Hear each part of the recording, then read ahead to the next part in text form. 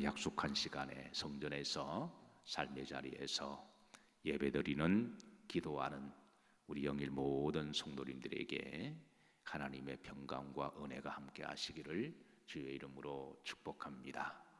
자, 지난번에 시편 11편 전체 주제는 여호와께 비하는 성도의 확신이라고 그랬습니다. 우리가 살아가다 보면 어려움을 당하기도 하고 또 오늘 본문처럼 사냥꾼에 쫓겨다니는 새처럼 그런 도망다니는 신세가 되기도 하고 때로는 억울한 일을 당하기도 하지만 또 때로는 시험 들기도 하고 그렇지만 그러나 여호와께 비하는 성도에게는 하나님이 확신을 주십니다.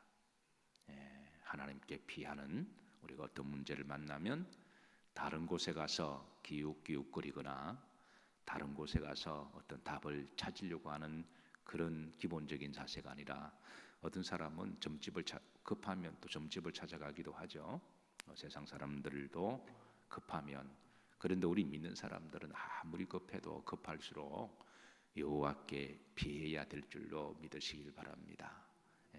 아무리 교회에 가면 안 된다 그래도 우리는 그런 세상의 말에 겁을 먹거나 속아서는 안 돼요. 그럴수록 우리는 알고는 더욱더 하나님께로 와야 됩니다.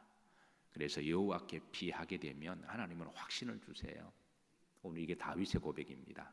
그래서 시편 11편은 전체 주제가 여호와께 비하는 자의 비하는 성도의 확신을 하나님이 믿음으로 주시는데요. 그래서 오늘 이제 마지막 세 번째 주제는 내가 여호와를 바라보았더니 라고 하는 소주제입니다. 우리가 여호와께 피했다면, 성전으로 피했다면, 기도의 자리로 왔다면 우리가 집중해서 하나님만 바라봐야 되죠. 우리가 지난번 말씀에 지금 다윗이 지금 도망다니는 신세임을 말씀드렸습니다. 다윗을 추격하는 무리들을 다윗은 사냥꾼으로 비유를 하고요. 자기는 도망다니는 찌포리 참새과에 해당되는 작은 새를 말하는데 이렇게 날아다니다가 힘이 없어서 주저앉고 또 날아다니다가 날개 힘이 없으니까 주저앉고 깡충깡충깡충 뛰어다니는 찌포리 같은 신세가 지금 자신의 신세임을 고백하면서 오늘 기록한 그런 말씀입니다. 그래서 다윗이 4절입니다. 다윗이 도망다니면서 이것도 숨어봤고 동굴 속에도 들어가봤고 때로는 또 보드라인을 넘어서 국경을 넘어서 블레셋 지역에도 망명을 가보기도 했고 여러 방법을 다 취해봤지만 결국은 내가 피할 곳은 여호와가 계신 곳이다. 이게 이제 다윗의 믿음의 처절한 깨달음과 고백입니다. 그래서 오늘 4절에 보면 여호와께서는 그의 어디에 계시고 성전에 계시고 어디에 계신다? 성전에 계신다. 물론 신학적으로 하나님은 편재하셔서 모든 곳에 다 계시지만 그러나 하나님은 성전에 계시다고 약속하셨으니까 우리가 하나님을 만나려면 성전에 와야 됩니다. 성전 중심 신앙이 얼마나 중요한지 몰라요. 지금 우리가 한시적으로 지금 비대면 예배를 드리지만 그러나 빨리 이것이 이제 회복되면 성전으로 와야 돼요. 어제 이제 어떤 지방 목사님과 이제 이 시국을 어떻게 우리가 교회를 지키고 성도를 지킬까 고민하다가 그래서 그런 고민을 나누고 있습니다. 영상 예배가 요즘 활성화되는데 이 영상 예배가 활성화되면 나중에 영상 예배도 괜찮네. 지금 이렇게 생각하는 사람들이 점점 늘어난다는 거예요. 그러다 보니까 나중에는 성전 중심의 신앙이 되지 아니하고 그냥 영상 틀어놓고 왔다 갔다 예배드리는 지금 그런 현상들이 일어나고 있다는 거죠. 그래서 어떤 교회는 과감하게 영상을 다 없애버리는 그런 교회도 지금 있다고 그럽니다. 그래서 어쨌든 빨리 한국 교회가 성전 예배가 회복되기를 기도해야 되고 우리 영일 교회도 그리해야 됩니다. 이 다윗의 고백입니다. 여호와께서는 어디에 계시고 성전에 계시고 성전에 계시고 여호와의 보좌는 어디에 있으며 하늘에 있으며. 그래서 성전에서 다윗은 하늘을 바라보면서 기도하는 거죠. 내가 여호와께 바라보고 그러면서 자 그의 눈이 인생을 마시고 통촉하시고 그의 안목이 그들을 감찰하시도다. 여기에 그들은 여호와께 피하는 성도, 여호와만을 바라보고 기도하는 이들을 하나님이 유심히 감찰하셔서 그들을 지켜보고 계신다는 거죠. 자 중요한 것은 다윗은 힘들고 어려울 때 하나님만 바라보고 묵상을 했습니다. 보통 사람들이 문제가 생기면 문제를 묵상하죠. 그리고 사람에게 시험 들면 사람을 계속 묵상합니다. 환경 힘들면 환경을 묵상합니다. 그런데 성경은 우리가 문제가 생기든 환경이 힘들든 시험이 들든 간에 그 자체를 묵상하지 말고 하나님을 묵상하라고 그렇게 말씀하십니다. 그래서 빌립보서 4장 6절에 우리가 잘 아는 말씀이지만 이 말씀이 우리 믿는 자들에게 얼마나 위로가 되는 줄 몰라요. 아무것도 하지 말고 염려하지 말고 다만 모든 일에 기도와 간구로 너희 구할 것을 하나님께 뭐함으로 감사함으로 뭐해라 아뢰라. 아무것도 염려하지 말고 다만 모든 일에 기도와 간구로 그리하면 모든 지각에 뛰어난 하나님의 평강이 너희 생각과 마음을 지키시리라 그랬습니다. 그래서 우리가 하나님만 묵상하면 하나님은 하나님만 바라보는 자들에게 주시는 첫 번째 은혜가 마음의 평강을 주세요. 그래서 우리가 어려운 시기를 당할 때 제가 늘 반복해서 하는 말이 평안하시고 담대하십시오 라고 하는 말씀이 바로 하나님 주시는 마음입니다. 오늘도 평안하시고 담대하시기를 주의 이름으로 축복합니다. 기독교 저술가이고 영성가인 C.S. 루이스라고 하는 영국의 옥스퍼드 대학의 교수죠. 이분이 참 흥미롭고 재미있는 말을 했습니다.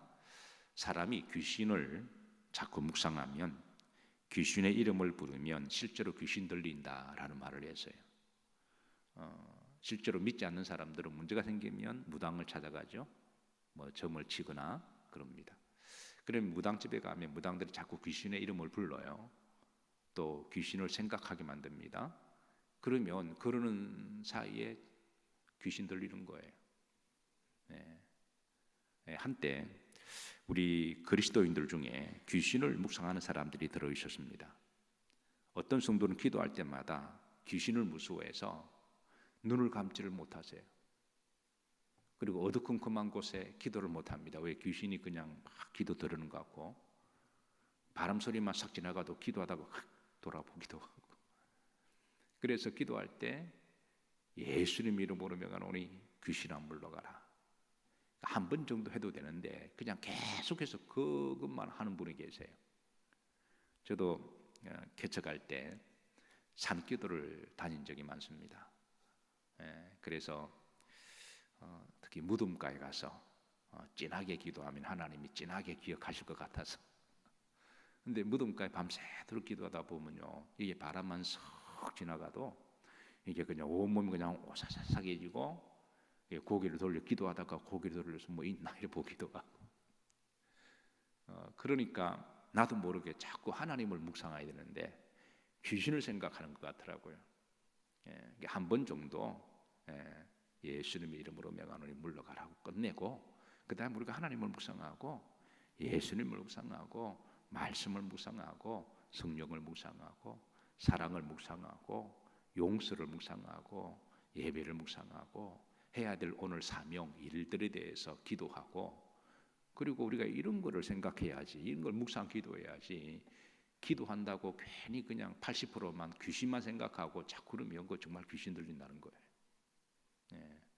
그래서 우리가 문제만 생각하면 문제 인볼브가 됩니다.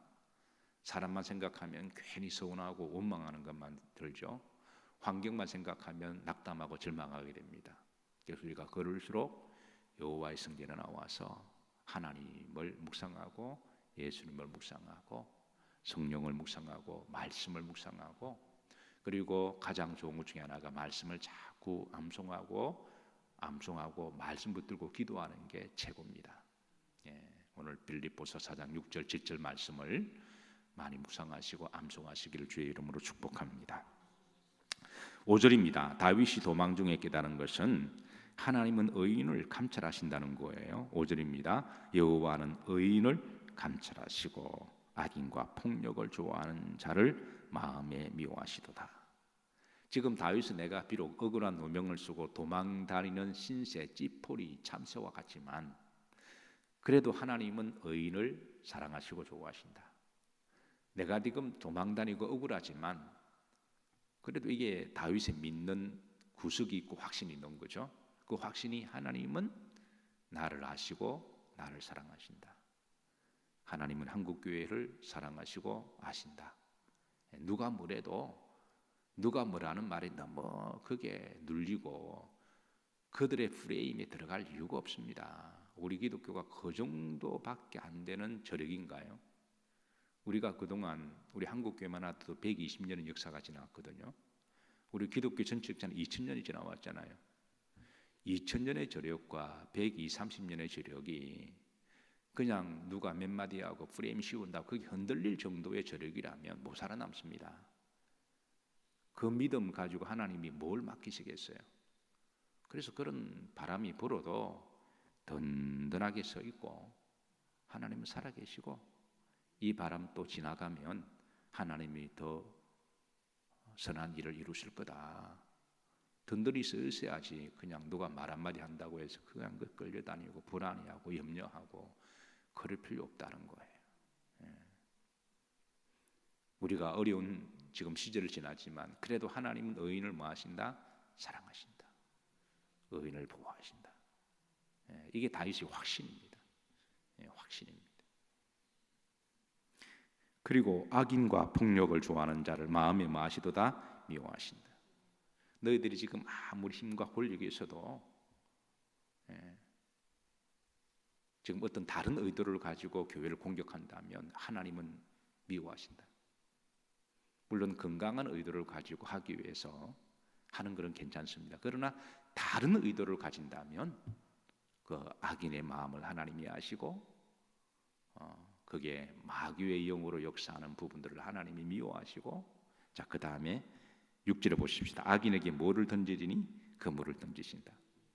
그러니까 아까 이제 우리가 1절 2절에 보면 지난번 말씀에 다윗을 추격하는 악인들이 사냥꾼처럼 비유가 되어서 그물을 던져서 찌포리 새를 잡으려고 그러잖아요. 근데 자기들이 준비한 그물에 자기가 잡힌다는 거예요. 자기들이 판 함정에 자기들이 나중에는 결국은 하나님이 그것으로 심판받게 하시는 하나님이시라는 거죠. 자, 그 다음에 불과 유황과 태우는 바람이 그들의 잔에 소독이 되리라. 이거는 이제 지옥에 대한 비유입니다.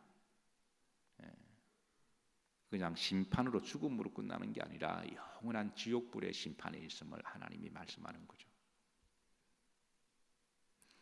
자, 이 부분에 대해서는 하나님께 맡기고 하나님이 때가 되면 심판하시고 하나님이 하실 거니까 우리 의인들은 그 부분을 하나님께 맡기고 그 다음에 의인의 자세입니다. 여호와는 의로우사 의로운 일을 마시나니 좋아하시나니. 억울하다고 힘든다고 억울하게 만드는 사람을 원망하거나 싸우거나 분쟁하지 말고 하나님이 때가 되면 심판하실 거니까 우리 의인들은 도망 다니더라도 억울하지만 하나님만 바라보고 그리고 7절입니다. 여호와는 의로우사 의로운 일을 좋아하시나니. 여전히 도망다니면서 원수 갚는 마음으로 원망하고 억울한 마음으로 일을 바닥바닥 하지 말고 의로운 일을 계획하면서 하라는 거예요. 오직 의인은 뭐로 말미암아 살리라? 믿음으로 말미암아 살리라. 힘들면 힘든 대로 우리가 의롭고 그 다음 보십시다. 정직한 자는 그의 얼굴을 배우리라. 내가 억울하기 때문에 나도 똑같은 방법으로 그런 식으로 반응하면 그 방법을 통해서 우리는 믿음이 상실되는 거죠. 똑같은 사람이 되는 거잖아요. 그러니까 억울하더라도 믿음으로 의롭게 정직하게 그렇게 우리가 할 도리를 해나가면 그건 하나님이 때가 되면 심판하시고 역사하신다. 그게 다윗의 고백입니다. 7절 다 같이 합독하십니다. 여호와는 어려우사 어려운 일을 좋아하시나니 정직한 자는 그의 얼굴을 배우리로다. 지금 다윗이 힘든 여정을 보내고 도망다니고 참새처럼 쫓겨다니지만 오직 여호와만을 바라보고 그런 도망다니면서도 믿음으로 살려고 애를 쓰고 의롭게 정직하게 살려고 애를 쓸 때 하나님께서는 그 의인을 감찰하시고 의인의 기도를 들으시고 하나님께서는 평안을 주시고 담대함을 주시는 하나님이십니다. 오늘 들었던 찬양 중에 364장 내 기도하는 그 시간이 가장 귀하고 즐겁다. 기도의 불씨가 성전에서 또 골방에서 꺼지지 않으시기를 기도하고 축복합니다.